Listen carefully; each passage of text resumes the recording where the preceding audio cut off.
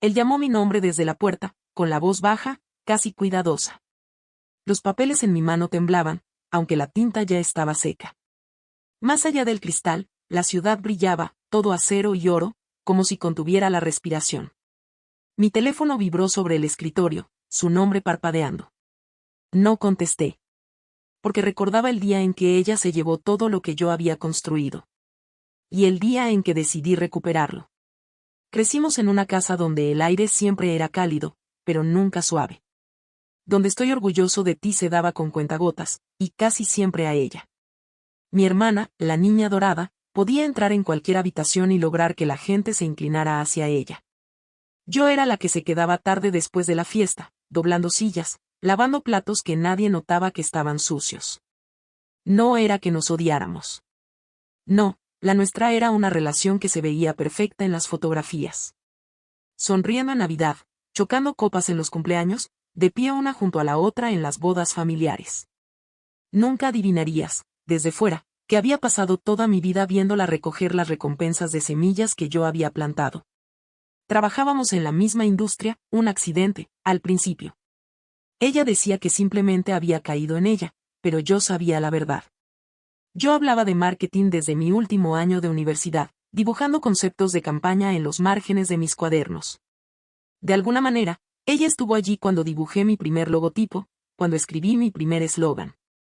De alguna manera, encontró la manera de estar en las mismas conferencias, en los mismos círculos. Y de alguna manera, siempre se marchaba con los aplausos. Guardaba una carpeta de cuero en mi escritorio, marrón oscuro, suavizada en los bordes por el uso. Dentro, cada proyecto en el que había volcado mi alma, lanzamientos de productos, textos publicitarios, planos de campaña. No era solo trabajo. Era prueba. Prueba de que había construido algo que valía la pena conservar. Me decía a mí misma que algún día, cuando se abriera la puerta correcta, estaría lista para atravesarla sin dudar. Pero las puertas no se abrían para mí como lo hacían para ella. Las suyas se abrían de par en par, muchas veces antes incluso de que llamara. ¿Y las mías? Permanecían cerradas, a menos que yo empujara. A menos que explicara. A menos que demostrara, una y otra vez, que pertenecía allí. Aún así, traté de creer que estábamos del mismo lado. Nos reuníamos para tomar café cada pocos meses, intercambiando actualizaciones sobre proyectos, plazos y clientes difíciles. Ella me preguntaba por mi carga de trabajo, inclinaba la cabeza con simpatía, y yo veía cómo sus ojos se desviaban hacia la esquina de mi mesa, hacia la carpeta que no había planeado llevar. Pensé que era inofensivo. Pensé que estaba orgullosa. Ese es el problema con la rivalidad silenciosa, no ruge. Se filtra. Sonríe. Te agradece por tu ayuda mientras guarda tus ideas en su boca como azúcar, derritiéndolas hasta que son irreconocibles, pero aún dulces. Y yo lo permití. Porque eso es lo que haces cuando la persona que te quita algo comparte tu sangre. Te dices que no es robo. Es familia. No sabía entonces que mi carpeta no solo guardaba mi trabajo. También guardaba el cuchillo que ella acabaría usando. No ocurrió de golpe. Nunca lo hace. Cuando lo recuerdo, puedo trazar su forma, pasos pequeños y deliberados que no parecían robo hasta que el rastro estuvo completo. Hubo aquella vez en la universidad, cuando participamos juntas en un concurso de diseño. Pasamos la noche en vela en mi apartamento, ella acurrucada en el sofá mientras yo me sentaba en el suelo con las piernas cruzadas, dibujando, revisando, desechando páginas enteras hasta que el diseño finalmente cobró vida. Al día siguiente, se paró frente a los jueces y habló como si hubiera dibujado cada línea ella misma. Ganamos. Ella se llevó el trofeo a casa. Me dije que no importaba, yo todavía tenía mis cuadernos. Todavía tenía el trabajo. Más tarde, en nuestros primeros años después de la escuela, me llamaba para compartir ideas. Yo contestaba, ansiosa por ayudar. Hablábamos de estrategia, público objetivo, tono. Luego, semanas después, veía su actualización en LinkedIn, premio a la creatividad sobresaliente en campaña. Nombre diferente. Misma idea. Mi idea. Cada vez, me enviaba un mensaje, no podría haberlo hecho sin ti. Como si el reconocimiento lo hiciera justo. La familia solo veía lo mejor, recortes de prensa, ascensos, trofeos de cristal brillando en sus estantes. La llamaban impulsada, innovadora, un talento natural. Cuando yo hablaba, mi padre sacudía la cabeza: eres demasiado sensible. Solo se inspira en ti. Inspirada. Como si la luna estuviera inspirada por el sol. Se convirtió en un patrón que podía predecir. Volvía a mí antes de una gran presentación, hacía preguntas casuales sobre mis proyectos actuales, pedía un vistazo rápido a lo que estaba haciendo. Yo se lo mostraba, porque pensaba que retenerlo sería mezquino. Porque todavía creía que le importaba. La carpeta se convirtió en su cómplice silenciosa. Sus páginas estaban llenas de mi letra, mis bocetos, mis horas de investigación. Y ella aprendió a pasar las hojas con ligereza, sin llevarse nunca las páginas físicas, solo lo suficiente para tomar la estructura de mi trabajo y vestirla con sus propios colores. Lo que no veía entonces era cómo lo hacía creíble. No se llevaba cada detalle. Cambiaba lo justo para hacer lo suyo, como alterar una costura en un vestido. Pero debajo, el corte seguía siendo mío.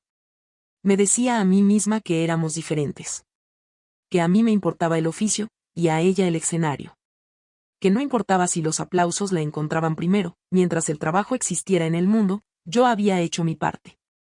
Pero los patrones tienen una forma de apretarse con el tiempo. Y el suyo ya no se trataba solo de ser la primera.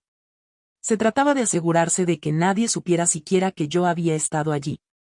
Comenzó como todas las demás veces, inclinándose sobre la mesa, bajando la voz y diciendo: solo necesito tu perspectiva.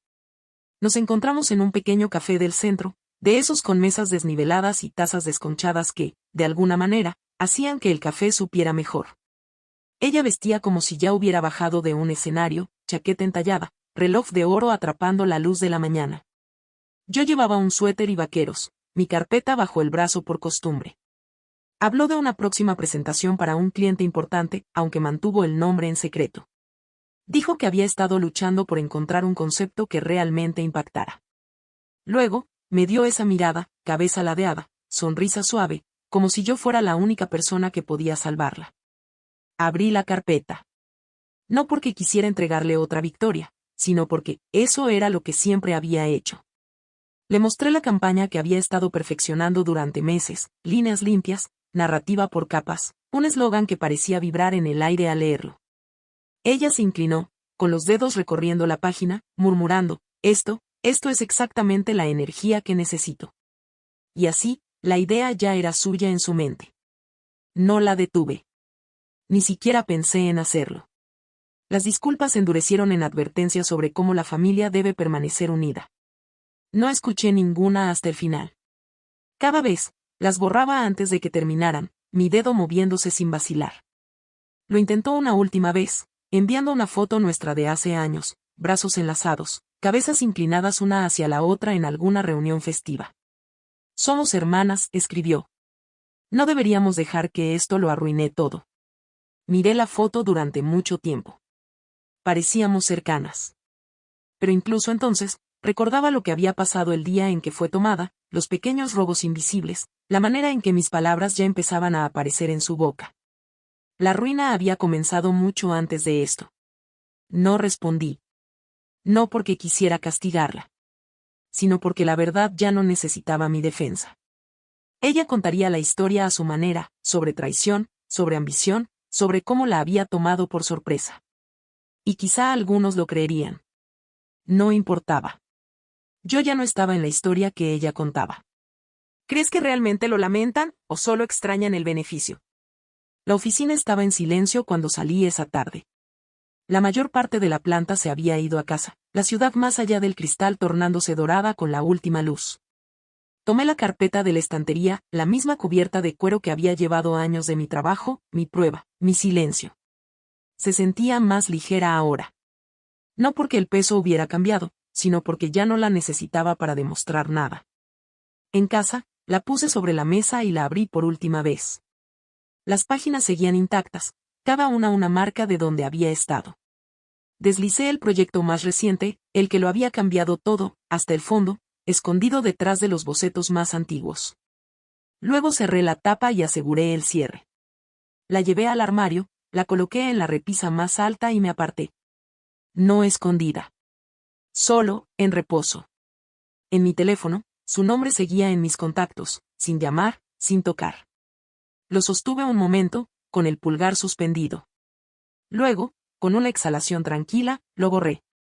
Sin advertencia, sin mensaje final. Solo una pequeña eliminación que se sintió más grande que cualquier discurso. La ciudad fuera de mi ventana palpitaba de luz, viva con un movimiento que ya no necesitaba perseguir.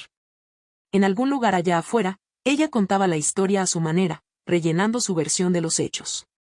Que lo hiciera. Mi historia ya estaba escrita, y no requería su aprobación.